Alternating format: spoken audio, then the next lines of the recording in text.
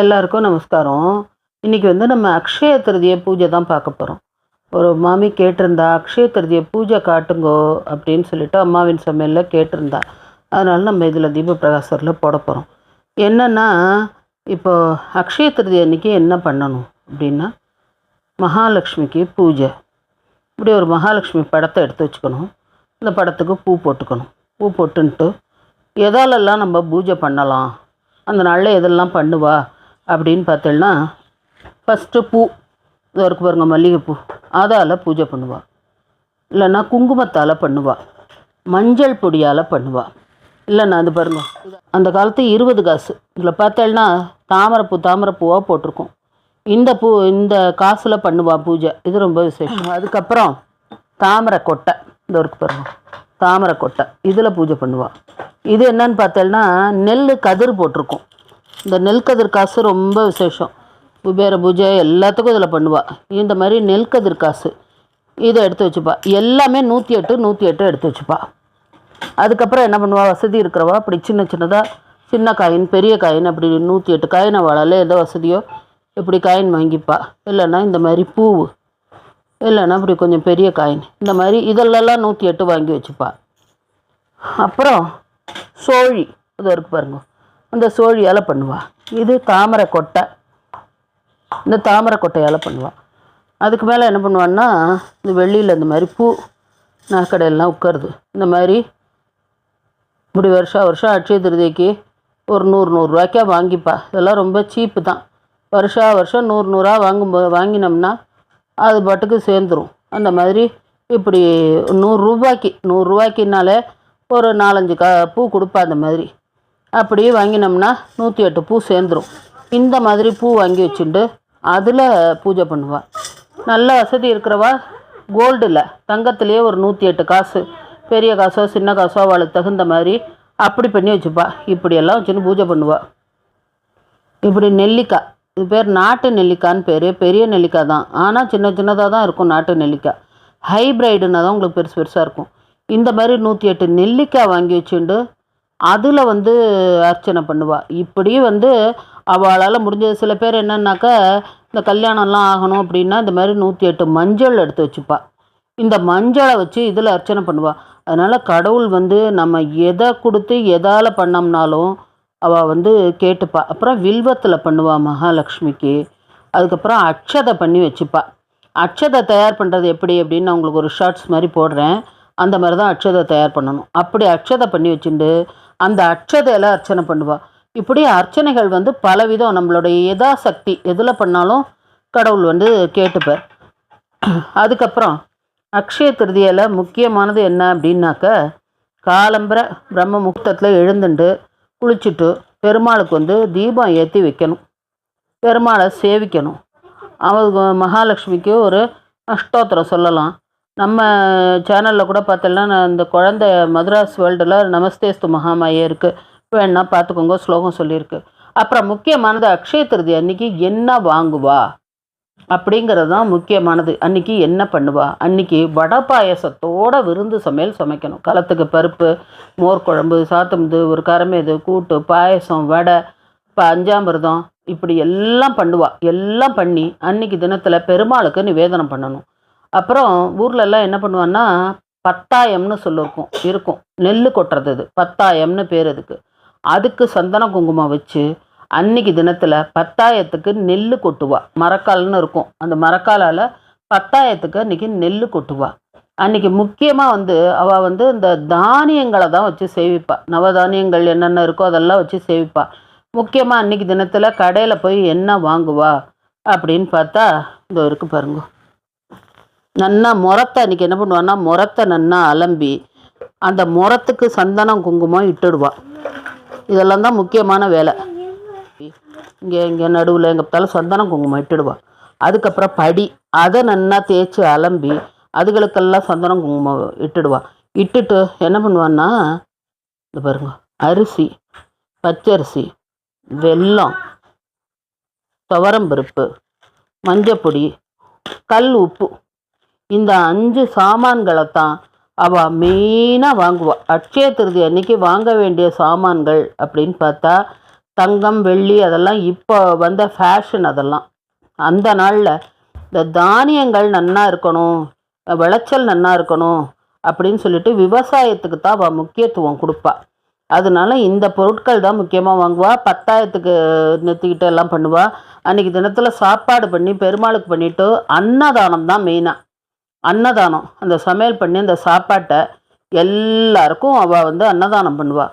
அதுக்கப்புறம் பானகம் நீர்மோர் அதை கறப்பா.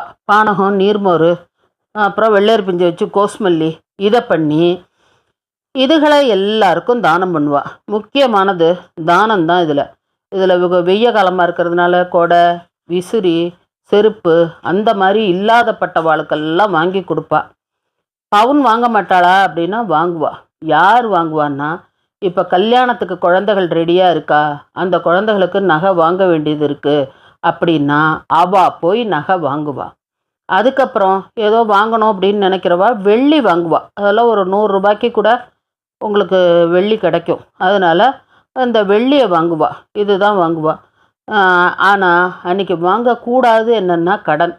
இப்போ எல்லோரும் என்ன பண்ணுறான்னா, அன்றைக்கி தினத்தில் நகை வாங்கணும்னு சொல்லிட்டு வேகமாக போய் கிரெடிட் கார்டில் போய் நகை வாங்குறா. அது செய்யவே கூடாது. ஏன்னா வாங்காட்டா கூட பரவாயில்ல, கடன் வாங்கக்கூடாது. இந்த 5 பதார்த்தம் தான் முக்கியமாக நம்ம வாங்க வேண்டிய பதார்த்தங்களே. நம்ம இத்தனை நாள் ஓடுறது, உழைக்கிறது, சம்பாதிக்கிறது எல்லாமே இந்த சாப்பாட்டுக்காகவும் நம்மளுடைய சரீர ஆரோக்கியத்துக்காகவும் தான். அதனால் விளைச்சல் நன்னா இருக்கணும், இந்த சாப்பாடை சாப்பிட்ற நம்மளுடைய உடம்பு ஆரோக்கியமாக இருக்கணும். இதை வச்சு நம்ம எல்லாருக்கும் நிறைய தான தர்மங்கள் பண்ணணும். இதுதான் அந்த நாளில் அவளுடைய கொள்கையாக இருந்தது. அதனால இதுதான் வாங்குவாள். இப்போ பார்த்தேன்னா நம்ம வந்து இந்த நகையெல்லாம் வாங்குறது அதான் சொல்லிட்டேன் பாருங்க, கல்யாணத்துக்கு வாங்குவா. இப்படி வெள்ளி ஏதோ சில பேர் 1-2 பேர் இப்படி பூஜைக்காக வேண்டி வெள்ளி வாங்கிப்பா. இதில் என்ன பண்ணுவான்னா, சில பேர் நல்ல வசதி இருக்கிறவா திருமாங்கல்யம் வாங்குவா. அன்றைக்கி வாங்கி இல்லாதப்பட்ட ஏழை குழந்தைங்க கல்யாணத்துக்கு அந்த திருமாங்கல்யத்தை அப்படியே கொடுத்துருவா.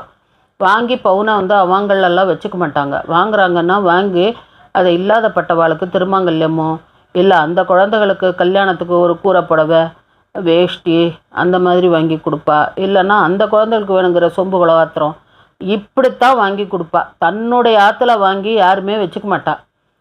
வச்சுக்கணும் அப்படின்னு நம்மன்னா அந்த குழந்தை கல்யாணத்துக்கு வாங்கிக்கோங்க. இந்த மாதிரி ஏதாவது சின்ன சின்னதாக ஒரு 100 ரூபாய்க்கு ஒரு பூ மாதிரி வாங்கி உங்களுடைய சாட்டிஸ்ஃபேக்ஷனுக்காக வாங்கி அன்றைய தினத்தில் வச்சுட்டாள்னா அந்த பூஜை பண்ணுறதுக்கு நமக்கு ஆகும். இதுதான் வந்து அக்ஷய திருதியில் அந்த நாளில் அவள் கொண்டாடினது. அதேமாதிரி அன்றைக்கி தினத்தில் இந்த வெத்தலை பாக்கு, பூ, பழம் இந்த பாருங்க, இந்த மாதிரி வெத்தலை பாக்கு, தேங்காய், பழம், மஞ்சக்கிழங்கு, ரவிக்கை துணி எல்லாம் எடுத்து வச்சுப்பா. வரவா எல்லாருக்கும் வெத்தலை பாக்கு வச்சு கொடுப்பா. இந்த பழத்தை வந்து எல்லாருக்கும் கொடுப்பா. அந்த சந்தனம் குங்குமத்தை கொடுத்து இந்த பழத்தை எல்லாருக்கும் கொடுப்பா. இந்த நெல்லிக்காயை வச்சு கொடுப்பா. நெல்லிக்காய்ங்கிறது மகாலட்சுமி வில்வம், நெல்லிக்காய் அதெல்லாமே மகாலட்சுமிக்கு உள்ளது இல்லையா. அதனால் வளையல் இந்த மாதிரி எல்லாம் வச்சு கொடுப்பா. இங்கே இருக்கிற ஐட்டங்கள் எல்லாமே வச்சு கொடுப்பா. ஒரு காசை வச்சு கொடுப்பா, சோழியை வச்சு கொடுப்பா.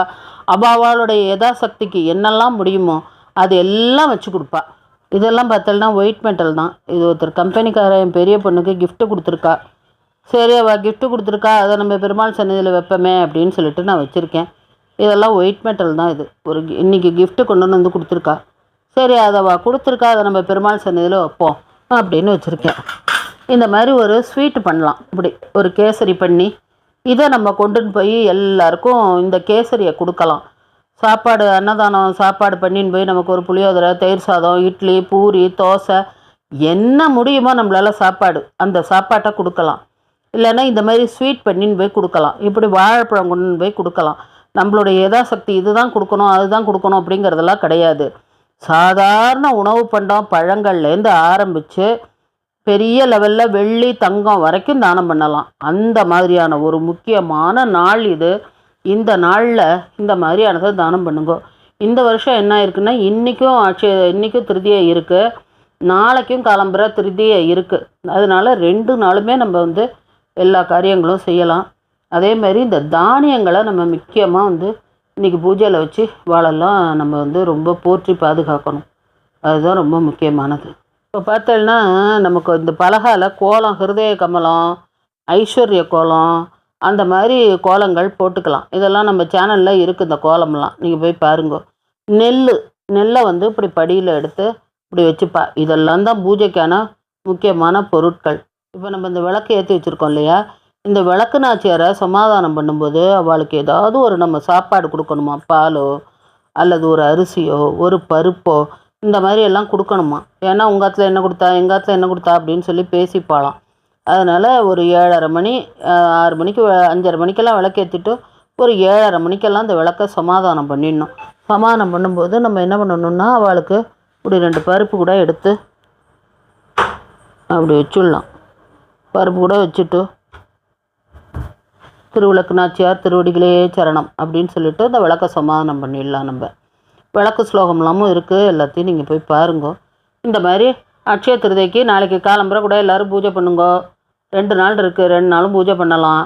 எல்லோரும் பண்ணிவிட்டு எப்படி பண்ணல இந்த வருஷம் அட்சய திருதி, அதாவது ஒன்று அட்சயமாக வளரும்னு சொல்லுவாள். அட்சய திருதி அன்றைக்கி நம்ம எதெல்லாம் செய்கிறோமோ அதெல்லாம் வளருமா, ஒன்று அட்சயமாக வளரும் அப்படின்னு சொல்லுவாள். ஏன்னா அட்சய பாத்திரங்கள்லாம் கிடச்ச நாள் இந்த நாள், அதனால் வளரும் அப்படின்னு சொல்லுவாள். அதனால் நீங்கள் இந்த அட்சய திருதியை பூஜையை பண்ணி உங்களுடைய செல்வம் செல்வாக்கு ஆரோக்கியம் எல்லாம் நல்லபடியாக வளரும். அதோடைய ரிசல்ட் உங்களுக்கு அடுத்த வருஷம் அட்சய திருதியக்குள்ளே தெரியும். அதனால் எல்லோரும் அட்சய திருதி அன்னைக்கு இதை மாதிரி செய்யுங்க பூஜை. அடுத்த வீடியோவில் சந்திக்கலாம். நமஸ்காரம்.